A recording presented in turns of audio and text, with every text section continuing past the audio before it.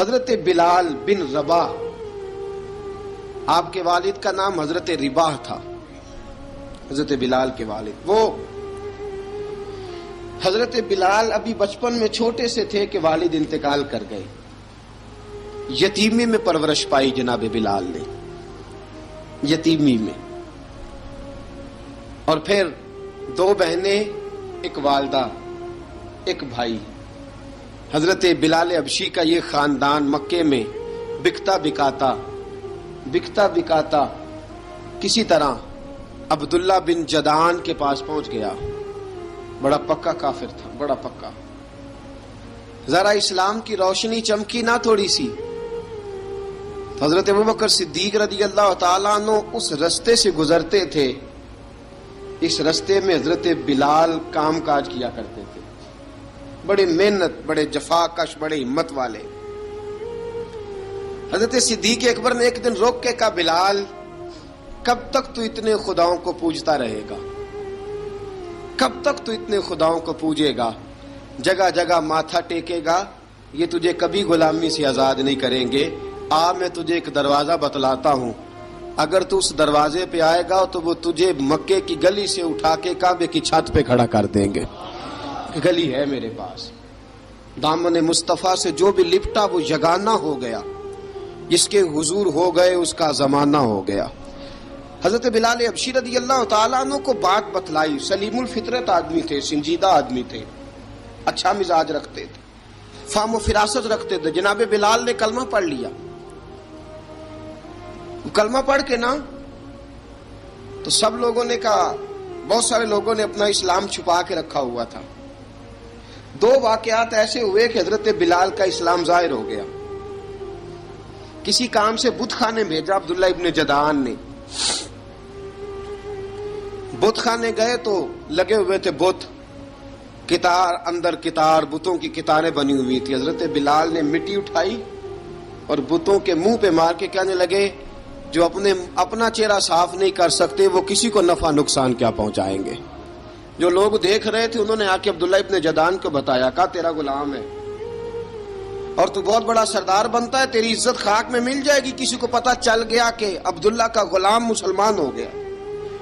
عبداللہ بن جدعان نے راتوں رات امیہ بن خلف سے بات کی اور امیہ سے کہا، یار یہ غلام لے لو، مفتی لے لو۔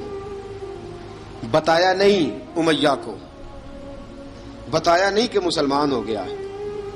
امیہ نے لے لیا۔ امیہ بڑا سخت آدمی تھا، بڑی طبیعت میں سختی پائی جاتی تھی، اللہ اکبر، لیکن یہ محبت اور عشق یہ چھپائے چھپتے نہیں، اور مسلمان اپنے اسلام کا اظہار کیے بغیر رہ سکتا۔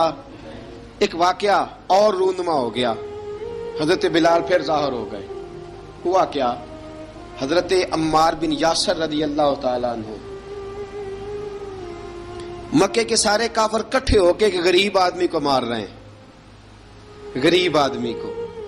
جب اندر انسان کے چور ہوتا ہے تو بڑا سے بڑا آدمی بھی بزدل ہو جاتا ہے۔ جب اندر چور بیٹھ جائے نا تو بڑے سے بڑا آدمی بزدل ہو جاتا ہے، اور جب اندر صفائی ہو تو غریب سے غریب آدمی بھی بہادر ہو جاتا ہے۔ حق پہ ہونا چاہیے، سچا ہونا چاہیے، پھر بہادر ہو۔ حضرت عمار بن یاسر رضی اللہ، ایک غریب آدمی، مکے کے سارے سردار مکے کے چوک میں کٹھے ہیں اور ایک دیوار کے ساتھ کھڑا کیا ہوا ہے حضرت عمار بن یاسر کو، اور کوڑے مار رہے ہیں، زور زور سے کوڑے حضرت عمار بن یاسر رضی اللہ تعالیٰ عنہ کے بدن پہ لگتے ہیں، وجود لہو لہان ہے۔ حضرت عمار بن یاسر کو پتا تھا کہ بلال بھی مسلمان ہو گئے، لیکن ان کا خیال تھا کہ یہ کسی کو بتلائیں نہ تو ہی بہتر ہے۔ امیہ بن خلف آیا، سخت دھوپ تھی، جب کوڑے مار مار کے تھک گیا نا، ابو جال نے بھی مارا، ابو لہب نے بھی مارا، ابو سفیان نے بھی مارا، ابو البختری نے بھی مارا، اخنس بن شریک نے بھی مارا۔ امیہ بن خلف کی باری آئی تو تھک گیا نا مار مار کے، اسے پتا تھا کہ بلال بڑا سخت آدمی ہے، جو کام بھی کہو بلال کر دیتا ہے۔ امیہ نے کہا بلال سے، کہا بلال ادھر آ۔ حضرت بلال گئے، کہا یہ کوڑا پکڑ اور اس کو مار۔ جناب بلال نے کوڑے کی طرف دیکھا، پھر حضرت عمار کی طرف دیکھا۔ جناب عمار نہ دیوار سے ذرا آگے ہوئے تھوڑے سے، کانپتی ٹانگوں کے ساتھ تھوڑے آگے ہوئے اور حضرت بلال کے کان میں کہنے لگے یار 2-4 کوڑے مار لے، میرا کیا ہے، مجھے تو مار پاڑی رہی ہے نا، چل تو نہ اب اظہار نہ کر بیٹھنا، 2-4 کوڑے مار لے۔ حضرت سیدنا بلال حبشی نے نظر اٹھائی، جب پتا ہونا کہ سامنے آگ ہے اس میں کودنا بڑا مشکل کام ہے، جب پتا ہونا سامنے دریا ہے اس میں چھلانگ لگانا بڑا مشکل ہے، موت نظر آ رہی ہو تو اس طرف قدم اٹھتے نہیں۔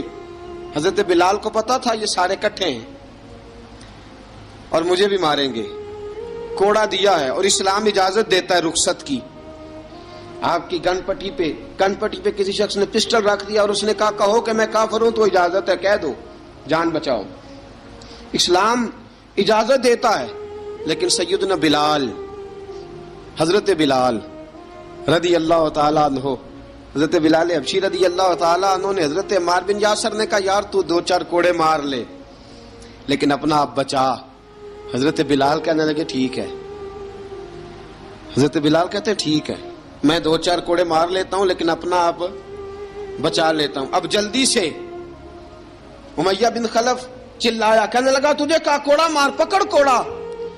حضرت بلال نے کوڑا ہاتھ میں لیا، ایک دفعہ امیہ کی طرف دیکھا، پھر ابو جہل کی طرف دیکھا، پھر ابو لہب کی طرف دیکھا، سارے کافروں پہ نظر دوڑائی اور پھر عمار بن یاسر کی طرف دیکھا، کہا عمار تو مار کھا سکتا ہے تو میں نہیں کھا سکتا، عمار تیرے وجود پہ زخم لگ سکتے ہیں تو میرے پہ نہیں لگ سکتے، عمار جس خدا کا تو کلمہ پڑھتا ہے اسی کا میں پڑھتا ہوں، اور جس زلفوں کا تو قیدی ہے میں بھی اسی محمد عربی کی زلفوں کا قیدی ہوں۔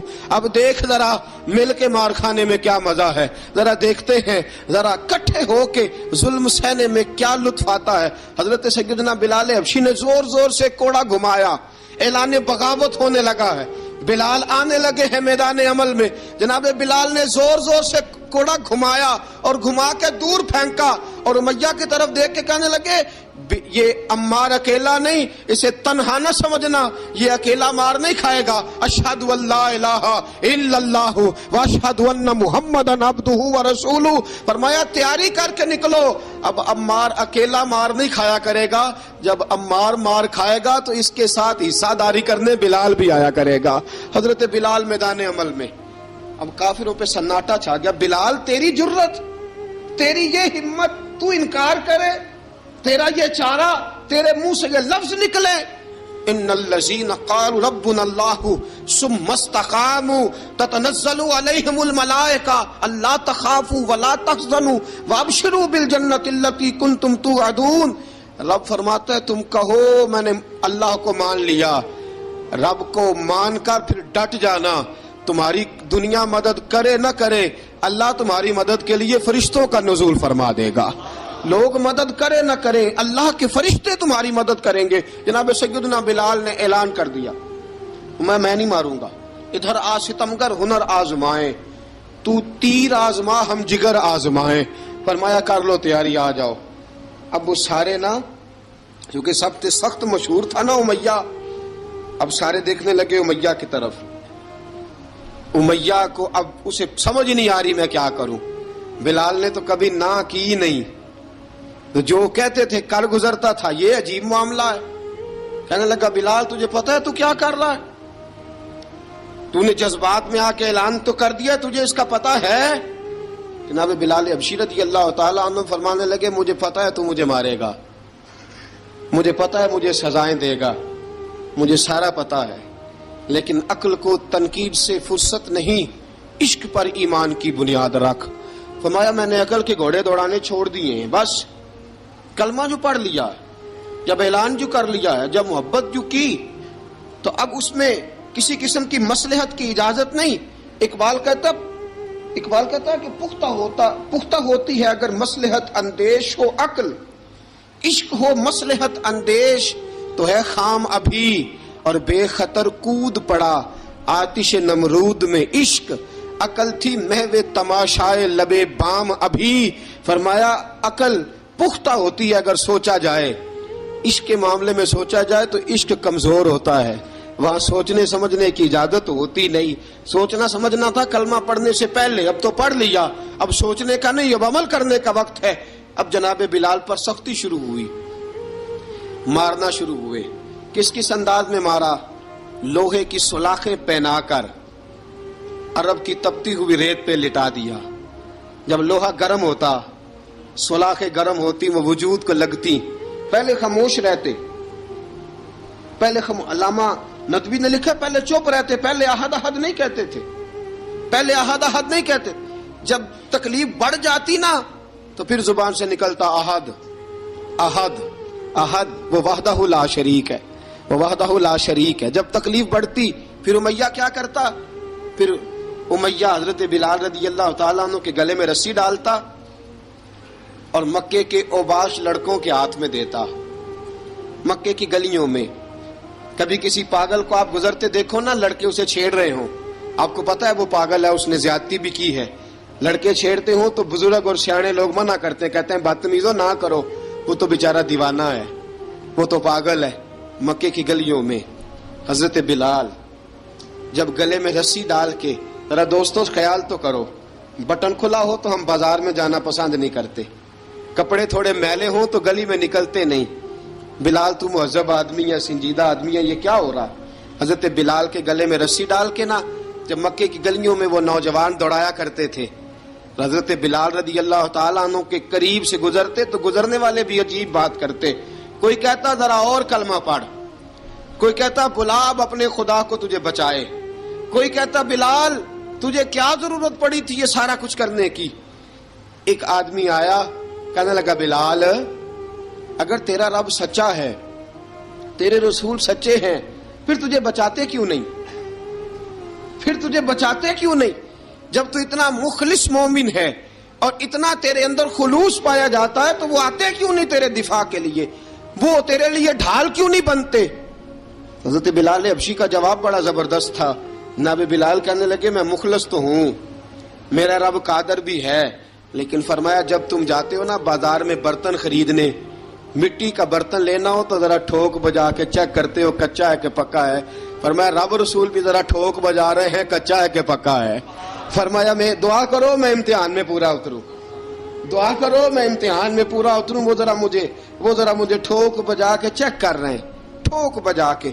حضرت بلال حبشی مارا ستایا تینوں لب دیاں آپ گواچے، سانو اپنی خبر نہ کوئی، ساتھوں پارے ککھ گلیاں دے، سانو آخ دے لوگ شدائی، ننگ نموس دا ساڑ کے چولا، گل پہنے تاج گدائی، آزم اپنا آپ گوایا تاں یار نے چاتی پائی.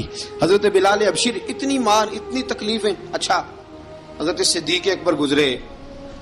اچھا ایک بات اور لکھی ہے سیرت نگاروں نے، وہ کہتے ہیں کہ ایک تو تھا نا جب تکلیف ہوتی تھی تو احد احد کہتے تھے، ایک جب کوئی کافر نظر آتا تھا نا اس طرح بندہ چڑھاتا نہیں کسی کو، جب کوئی بے ایمان کافر نظر آتا حضرت بلال کو تو آپ فرماتے احد احد احد، اللہ ایک ہے، اللہ ایک ہے، اللہ ایک ہے، اللہ ایک ہے.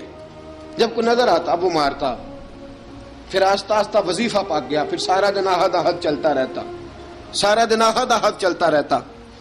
حضرت صدیق اکبر گزرے قریب سے، بڑی تکلیف ہوئی. جناب ابو بکر صدیق رضی اللہ تعالیٰ عنہ نے کہا بلال اونچی ذکر نہ کیا کر، آہستہ کر لیا کر، اونچی آواز میں مارتے جو ہیں تجھے تو اس طرح کر، ذرا ذکر دو ہے نا، ایک ذکر جلی ہے ایک ذکر خفی ہے، تو دل میں ذکر کر لیا کر، اونچا نہ کیا کر، مار سے تو بچ جا. بلال نے کہا ٹھیک ہے، آپ نے جو نسخہ دیا اس پہ عمل کروں گا. 2 دن حضرت بلال حبشی نے دل میں ذکر کیا، مار ہی نہیں پڑی، مار ہی نہیں پڑی. جفا جو عشق میں ہوتی ہے، اقبال کہتا ہے جفا جو عشق میں ہوتی ہے وہ جفا ہی نہیں، ستم نہ ہو تو محبت میں کچھ مزہ ہی نہیں. حضرت بلال کو مارنا نہ پڑی، 2 دن مار نہ کھائی تو تیسرے دن امیہ داخل ہوا تو کہنے لگے احد احد احد. اس نے پھر پکڑ لیا درہ، پھر اٹھایا کوڑا، پھر لگا مارنے. جناب حضرت بلال حبشی رضی اللہ تعالیٰ عنہ کو مار پڑ رہی ہے. جناب صدیق اکبر گزرے، کہا بلال تجھے منع کیا تھا، تو پھر شروع ہو گیا ہے. کہا حضور آہستہ ذکر کرنے میں مزہ ہی نہیں آتا، یہ مجھے مارتے نہیں، کسی کو کیا پتا چلے گا کہ بلال پہ سختیاں ہو رہی ہیں. حضرت بلال حبشی. اب سیدنا صدیق اکبر فرماتے ہیں کہ رسول پاک گزرے، بلال کو مار پڑ رہی تھی. میرے حبیب پاک کی آنکھوں میں آنسو آ گئے. بے خبر ہو جو غلاموں سے وہ آقا کیا ہے. حضور کی آنکھوں میں آنسو, اور حضور نے دعا فرمائی کہ یا اللہ میرے بلال کو نجات دے دے, یا اللہ میرے بلال کو نجات دے دے. رسول پاک یہ کہہ کے گزر گئے. ایک کونے میں, حرم شریف کے کونے میں بیٹھ کے رسول پاک رو رہے ہیں. جناب صدیق اکبر نے کہا حضور کیا ہوا؟ فرمایا ابو بکر سوچ رہا ہوں خدا اگر مجھے پیسے دے تو میں بلال کو خرید لوں, اگر رب پیسے دے تو خرید لوں, سوچ رہا ہوں. جناب ابو بکر صدیق گھر گئے. گھر جا کے حضرت عباس کو بھیجا, کہا امیہ میرا مخالف ہے, مجھ سے وہ بات نہیں کرے گا, آپ جائیے, آپ جا کے کہیے بلال کو بیچ ڈالے. حضرت عباس نے جا کے کہا بلال کو بیچ دو. کہنے لگا میری قیمت بہت زیادہ ہے, 50 دینار کا میں نے خریدا ہے اور میں منافع لے کے بیچوں گا. حضرت عباس نے آ کے جناب صدیق اکبر کو بتایا تو ابو بکر صدیق فرمانے لگے چل مجھے ساتھ ہی لے جا, دیکھ لیتے. پہنچے, جب ابو بکر صدیق کو آتے دیکھا نا تو چڑ گیا. کہنے لگا ابو بکر اگر تو بلال کو خریدنا چاہے تو وہ جو تیرے پاس رومی غلام ہے وہ مجھے دینا پڑے گا, 2 لونڈیاں اس کے ساتھ دینی پڑیں گی, اور یہ 50 دینار کا ہے, میں تجھ سے 2000 دینار لوں گا. 50 دینار کا ہے, 2000 دینار لوں گا. حضرت صدیق اکبر رضی اللہ تعالیٰ عنہ نے فرمایا مجھے منظور ہے, مجھے منظور ہے, منظور ہے مجھے. تو ابو بکر صدیق نے وہ تینوں غیر مسلم غلام لیے, 2000 دینار لیے. حضرت عباس نے بھی کلمہ نہیں پڑھا تھا. کہنے لگے ابو بکر تو کامیاب تاجر ہے, کیا کرنے لگے ہو؟ تو حضرت ابو بکر صدیق کہنے لگے آپ نے بھی کلمہ نہیں پڑھا, آپ کو اس سودے کا پتہ نہیں, آپ ابھی اس لذت آشنائی سے واقف نہیں, آپ نے بھی یہ ذائقہ چکھا نہیں, آپ ابھی اس راہ سے گزرے نہیں, آپ کو پتہ نہیں یہ بھی ایک ذائقہ ہے, یہ بھی ایک سودا ہے, یہ بھی ایک لذت ہے, یہ بھی ایک گہرائی ہے, یہ بھی ایک مزہ ہے, اس کا بھی آپ کو علم نہیں, آپ نے کلمہ نہیں نہ پڑھا. محبت کو سمجھنا ہے تو نہ سے خود محبت کر, کنارے سے کبھی اندازہ طوفان نہیں ہوتا. فرمایا ابھی تو راہ گزر میں ہے, کہہ دے مقام سے گزر, ابھی ذرا آگے چلیں گے نا, جب آپ کلمہ پڑھیں گے تو آپ کو پتہ چلے گا. حضرت سیدنا بلال حبشی کو لینے کے لیے صدیق اکبر پہنچے, 2000 دینار, 3 غلام پڑھے لکھے سیانے سمجھدار. جب دیے نا تو امیہ کھل کھلا کے ہنسا. کہنے لگا ابو بکر بڑے گھاٹے کا سودا کیا تو نے, ابو بکر تو نے بڑے گھاٹے کا سودا کیا ہے. یہ پڑھا لکھا مجھے دے کے جا رہا ہے اور یہ ان پڑھ تو لے کے جا رہا ہے, یہ خوبصورت رومی غلام دے کے جا رہا ہے اور یہ حبشی کالے رنگ کا تو لے کے جا رہا ہے, اور 50 دینار کا غلام 2000 دینار میں تو لے کے جا رہا ہے. اتنے گھاٹے کا سودا, اتنی بڑی نادانی. حضرت جناب سیدنا صدیق اکبر رضی اللہ تعالیٰ کہنے لگے امیہ تو کافر ہے, لیکن تو نے ابھی بھی پیسے تھوڑے مانگے ہیں, تو نے بلال کا رنگ دیکھا ہے, میں نے مصطفیٰ کے عشق کا رنگ دیکھا ہے. فرمایا تو ابھی اس کے رنگ میں الجھا ہوا ہے, اور میں جو اس کے باطن کا حسن ہے وہاں تک پہنچ گیا ہوں. حضرت سیدنا بلال حبشی رضی اللہ تعالیٰ عنہ ساتھ کھڑے. ابو بکر صدیق رضی اللہ تعالیٰ عنہ نے ارشاد فرمایا اگر میں یمن کا حکمران ہوتا, یمن کا بادشاہ ہوتا, اور تو مجھے کہتا کہ بلال میں تب دوں گا جب تو مجھے یمن کی حکمرانی دے گا, فرمایا میں تجھے یمن کی حکمرانی بھی دے دیتا لیکن بلال کو ضرور خرید کے لے جاتا. حضرت بلال حبشی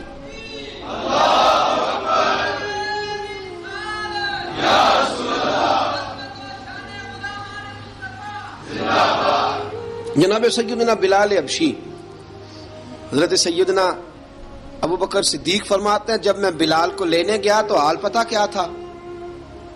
ادھر دیکھیے گا.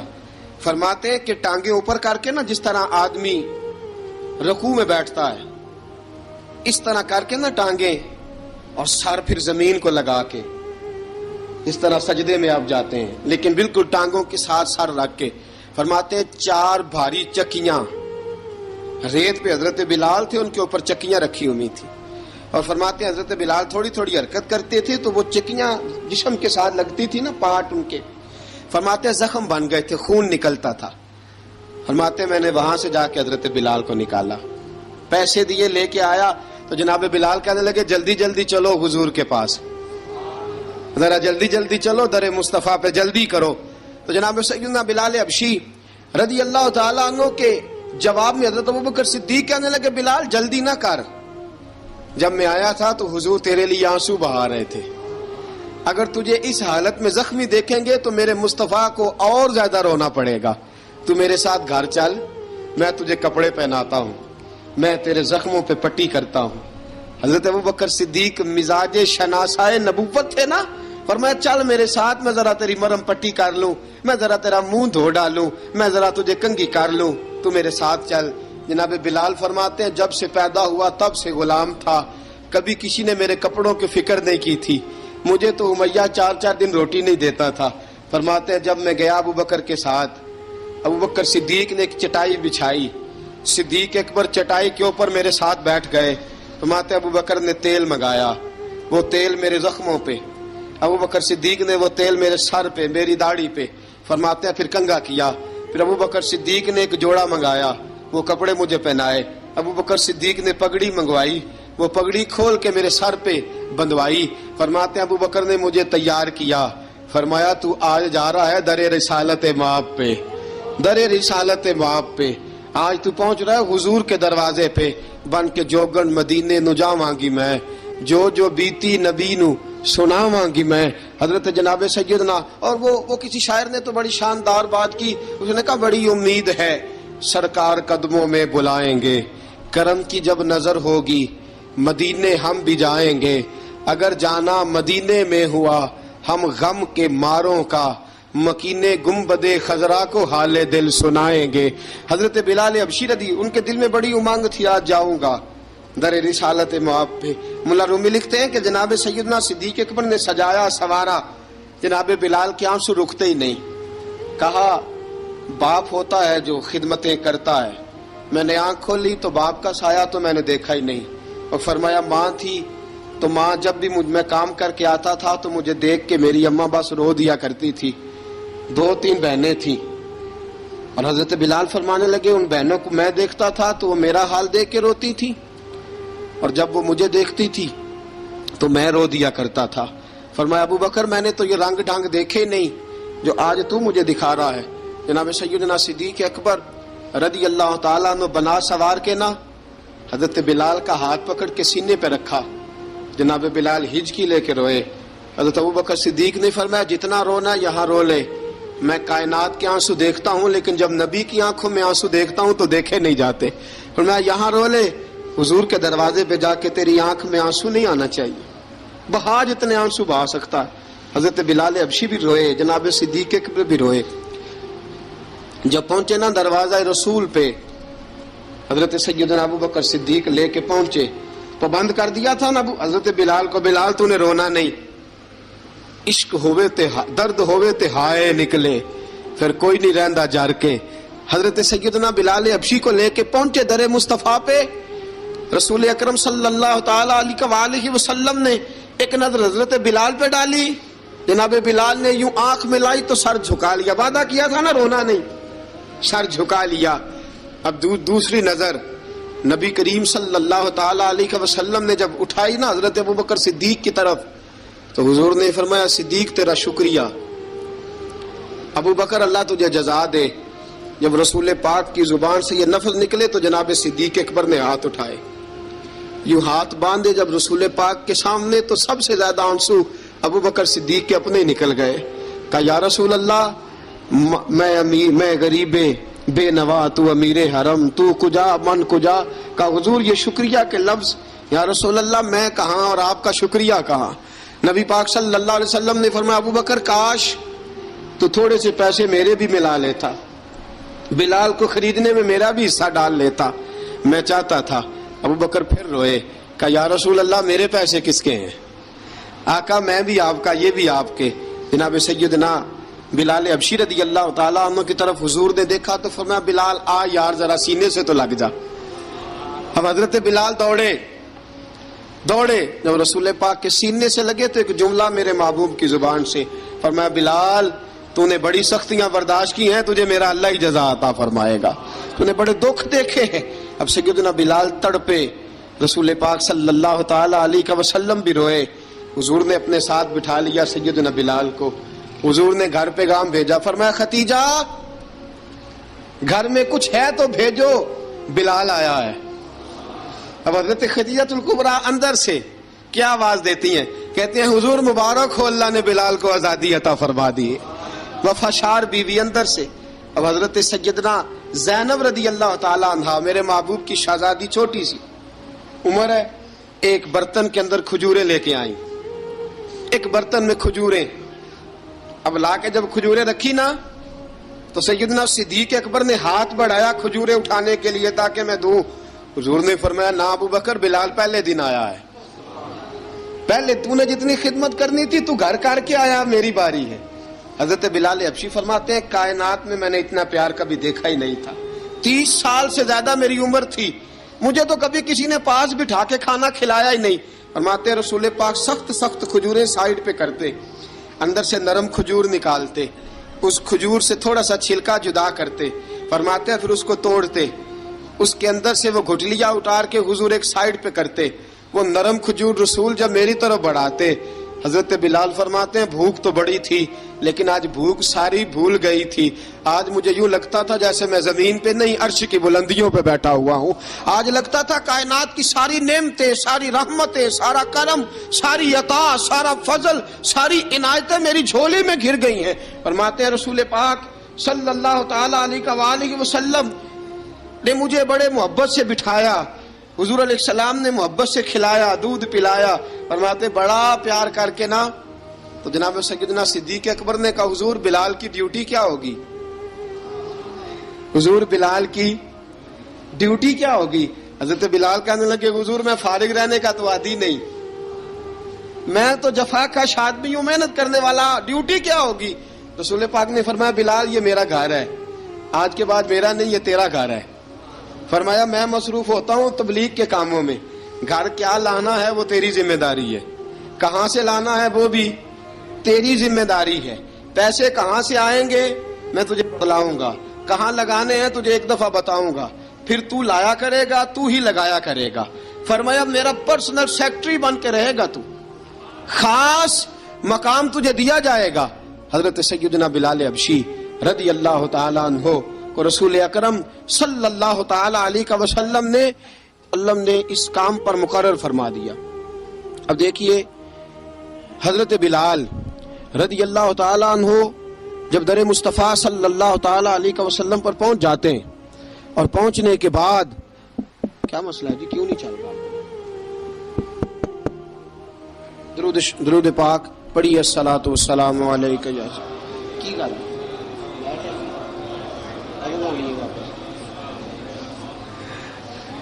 میں یہ گزارش کر رہا تھا کہ حضرت بلال حبشی رضی اللہ تعالیٰ عنہ کو رسول پاک نے یہ ڈیوٹی عطا فرما دی۔ اب پتہ کیا ہوتا، حضرت پردے کی آیتیں تو ابھی آئے نہیں تھی، حضرت بلال رضی اللہ تعالیٰ عنہ رسول پاک کے ساتھ نکلتے تبلیغ کے لیے، کسی کام کے لیے، سودا سلف لاتے بازار سے، یہ مکے کے دنوں کی بات ہے، مکے کے دنوں کی سودا سلف بازار سے لاتے۔ اب 4 بیٹیاں تھیں حضرت خدیجہ الکبریٰ کی، گھر کے کام کاج ہوتے تھے، جب ذرا فارغ ہوتے دروازے پہ دستک دیتے، حضرت خدیجہ فرماتی بلال تو آ گیا ہے، وہ دستک سے پہچانتی ہیں کہ بلال کے دستک ہے، بلال آ گیا ہے۔ کہا اماں جی میں سارے کام کاج باہر کے ختم کر آیا ہوں، گھر کا کوئی کام ہے تو ذرا مجھے بتاؤ۔ آپ فرماتی گھر کے کام ہے پر میں کر رہی ہوں۔ اب حضرت بلال گلنا شروع کرتے، یہ ہے محبت۔ آج اگر ہم کہیں خادم ہو بھی نہ تو بہانے ڈھونڈتے پھرتے ہیں فارغ ہونے کے۔ حضرت بلال فرماتے آپ نے چکی پیس لی ہے، گھر میں جھاڑو دے لیا ہے، بچوں کے لیے دودھ آ گیا ہے، بکریوں کا دودھ دھو لیا گیا ہے، ایک ایک کام پوچھتے ہیں۔ حضرت خدیجہ الکبریٰ فرماتے یہ بھی ہو گیا، یہ بھی ہو گیا، چکی رہ گئی ہے پیسنے والی۔ فرماتے ذرا دروازہ کھول دو میں پیس ڈالتا ہوں۔ حضرت بلال گھر کی چکی پیستے، گھر کے کام کاج کرتے۔ ایک دن نہ دار ارقم میں رسول پاک تھے تو باہر سے کچھ شورش ہوئی، حضرت بلال حبشی کہنے لگے حضور ایک نیزہ نہیں منگوا دیتے مجھے؟ ایک نیزہ۔ ساری دنیا حضرت بلال کو مؤذن رسول سمجھتی ہے اور ہیں بھی، لیکن حضرت بلال سب سے پہلے نیزہ بردار بھی ہیں۔ سب سے پہلے نبی پاک کی حفاظت کے لیے نیزہ جس شخص نے اٹھایا ہے، تلوار اٹھانے والے اور ہیں، جان قربان، نیزہ سب سے پہلے حضرت بلال۔ کہا حضور ایک نیزہ نہیں منگوا دیتے؟ بلال کیا کرنا ہے؟ کہا یا رسول اللہ یہ کافر ہلکی پھلکی شرارت کرتے رہتے ہیں، ذرا میرے ہاتھ میں نیزہ ہوگا نا تو قریب کوئی نہیں آئے گا. یہ کرتے رہتے ہیں نا ہلکی پھلکی شرارت، باز نہیں آتے، نیزہ دے دیں گے نا تو قریب کوئی نہیں آئے گا. اب رسول پاک نے نیزہ دے دیا، منگوا دیا. اب حضرت بلال کے ہاتھ میں نیزہ ہوتا، رسول پاک کے آگے آگے چلتے، آگے آگے آگے آگے. نبی کریم صلی اللہ تعالی علیہ وآلہ وسلم دار ارقم میں جا کے تبلیغ کا کام شروع کرتے تو حضرت بلال دروازے پہ نیزہ لے کے کھڑے ہو جاتے. حضور نے فرمایا بلال تو ادھر کھڑا ہو گیا. یا رسول اللہ انشاءاللہ جب تک میں کھڑا ہوں اندر کوئی کافر آ نہیں سکتا، اندر کوئی نہیں آئے گا، میں محافظ بن کے کھڑا ہوں. حضرت بلال حبشی رضی اللہ تعالیٰ عنہ نے ہمیشہ، اور یہ نیزہ ہمیشہ پاس رکھا، بدر میں بھی، احد میں بھی، تبوک میں بھی، یرموک میں بھی، خندق میں بھی. جب نبی پاک نماز پڑھانے کے لیے کھڑے ہوتے تو حضرت بلال نیزہ نبی پاک کے آگے گاڑ دیتے. یہ سترا بن گیا، اب کوئی آگے سے گزرے گا تو اسے تکلیف نہیں ہوگی، گناہ نہیں ہوگا، حضور کے آگے رکھ دیتے. حضرت بلال حبشی نے مکے کے 13 سال سابقون الاولون میں سے ہیں. قرآن کہتا ہے والسابقون الاولون من المہاجرین والانصار، فرمایا وہ جو پہلے سبقت لینے والے ہیں نا مہاجر اور انصار، پہلے جنہوں نے سب سے پہلے کلمہ پڑھا وہ مہاجر اور انصار جنہوں نے پہلے کلمہ پڑھا. اور فرمایا والذین اتبعوہم باحسان، اور وہ جنہوں نے احسان کے ساتھ ان کی پیروی کی، رضی اللہ عنہم ورضوا عنہ، فرمایا وہ اللہ سے راضی ہیں، اللہ ان سے راضی ہے، اللہ انہیں جنت میں داخل کرے گا جس کے نیچے نہریں بہہ رہی ہیں. ذالک الفوز العظیم، فرمایا یہ بہت بڑی کامیابی ہے پہلے کلمہ پڑھ لینا. حضرت بلال سابقون الاولون میں سے، پہلے کلمہ پڑھنے والے لوگوں میں سے. جناب سیدنا بلال حبشی رضی اللہ تعالیٰ عنہ نے پوری دلیری کے ساتھ کام کیا. اب آ گیا وقت ہجرت کا. رسول پاک صلی اللہ تعالی علیہ وسلم نے حضرت بلال کو فرمایا بلال تو ہجرت کر جا مدینے کی طرف، چلا جا. حضرت بلال نے عرض کی حضور میں غلام ہوں، خادم ہوں، ہر حکم ماننا میری ڈیوٹی ہے، لیکن ایک عرض کرنی ہے صرف. حضور نے فرمایا بلال کرو. کہا یا رسول اللہ آپ مدینے آئیں گے نا، آپ آئیں گے مدینے؟ رسول پاک صلی اللہ علیہ وسلم مسکرا پڑے، فرمایا ہاں میں بھی آؤں گا. کہا حضور بس ٹھیک ہے، بتائیں کب جانا ہے، بس اتنی سی بات ہے. آپ آئیں گے نا؟ حضور نے فرمایا آؤں گا. کہا ٹھیک ہے، بتائیں کب جانا ہے. سرور کون مکان سیاح لا مکان صلی اللہ تعالی علیہ وسلم نے فرمایا بلال یہ 16 مرد عورتوں بچوں پر مشتمل 16 لوگوں پر مشتمل یہ قافلہ ہے. اس قافلے کے اوپر تجھے میں امیر مقرر کرتا ہوں، تو ان کو لے کے جائے گا مکے سے مدینے. 250 کلومیٹر کا سفر، 250 میل کا سفر. حضرت بلال حبشی رضی اللہ تعالیٰ عنہ قافلے کے امیر بن کے، سخت گرمی کا موسم. حضرت بلال کے ہاتھوں میں تلوار ہے، ایک ہاتھ میں نیزہ ہے، ایک ہاتھ میں تلوار ہے.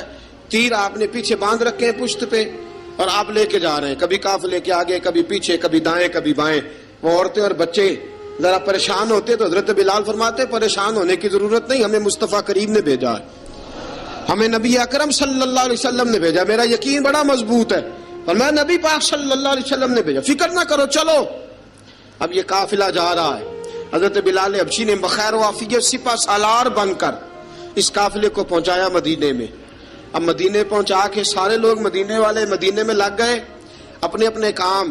حضرت بلال پہلے دن ہی آ کے مدینہ منورہ سے باہر سرحد پہ کھڑے ہو گئے. کہا بلال ادھر کیا کر رہے ہو؟ کہا وعدہ کیا تھا یار نے آؤں گا دن ڈھلے. نبی پاک علیہ السلام نے وعدہ فرمایا تھا میں آؤں گا. اب میرا تو کام ہے نبی پاک کا انتظار کرنا، استقبال کرنا. حضرت بلال روز انتظار کرتے. رسول پاک تشریف لے آئے. حضور حکم کیا ہے؟ فرمایا مسجد بنانی ہے. مسجد قباء بن رہی ہے. تو سب مزدوروں سے زیادہ کام حضرت بلال نے کیا. مسجد نبوی کی تعمیر شروع ہوئی تو سب سے زیادہ کام حضرت بلال نے کیا. مسجد بن گئی. اب جناب اذان کا معاملہ شروع ہو گیا، مسلمانوں کو نماز کے لیے کیسے بلائیں؟ ایک صحابی کہنے لگے حضور ہم اوپر آگ جلایا کریں گے، جب آگ جلے گی تو لوگوں کو پتہ چلے گا نماز کا وقت ہو گیا. ایک نے کہا ہم بڑی دف منگواتے ہیں، دف بجائیں گے، نماز کا وقت ہو گیا. حضور نے فرمایا جاؤ صبح فیصلہ کریں گے. رات سے صحابہ سوئے. حضرت عبداللہ ابن زید رضی اللہ تعالیٰ عنہ اور حضرت عمر فاروق رضی اللہ خواب دیکھتے ہیں. خواب میں کوئی اذان پڑھ رہا ہے، اللہ اکبر اللہ اکبر اللہ اکبر اللہ اکبر. اذان پڑھنی چاہیے نا؟ کیا خیال ہے آپ کا؟ اذان آنی چاہیے نا؟ میں ویسے معذرت کے ساتھ کبھی کبھی ایسا ہوتا ہے کہیں جماعت کرانے لگے نا تو کسی سے کہنا تکبیر پڑھو، تو ایک دوسرے کو کہنا شروع کر دیتے ہیں تو پڑھ تو پڑھ. میں اپنے استادوں کے پاس جب ہم پڑھتے تھے حضرت اویسی صاحب رحمۃ اللہ علیہ کے پاس، تو ہم پڑھ رہے تھے، سبق تھوڑا رہتا تھا، دیر ہو گئی کلاس کو، تو ایک لڑکا آیا تو استاد کہنے لگے اذان پڑھ. کہنے لگا جی مجھے شرم آتی ہے. تو استاد فرمانے لگے یار میں تو بڑا بشرم ہوں، 40 سال ہو گئے اذانیں پڑھ رہا ہوں، تمہیں شرم آتی؟ بڑا بے شرم ہوں، 40 سال سے اذان. کہنے لگا نہیں جی وہ والا معاملہ نہیں. فرمانے لگے یار گالی نکالتے وقت شرم آنی چاہیے، کسی کو برے لفظوں سے یاد کرتے وقت، کسی کا گلہ کرتے وقت، غیبت کرتے وقت، چغلی کرتے وقت، جھوٹ بولتے وقت، دغا اور فریب اور فراڈ کرتے وقت شرم آنی چاہیے. تجھے اذان دیتے وقت شرم آ رہی ہے. یہ ہمارا حال ہے. اذان آنی چاہیے، مشکل کام نہیں، سیکھنی چاہیے. میرے نبی کریم صلی اللہ علیہ وسلم نے فرمایا جس نے 40 دن تک اللہ کی رضا کے لیے 5 وقت کی اذان پڑھی، 40 دن صرف، فرمایا اللہ اس کے پچھلے سارے گناہ معاف فرما دے گا.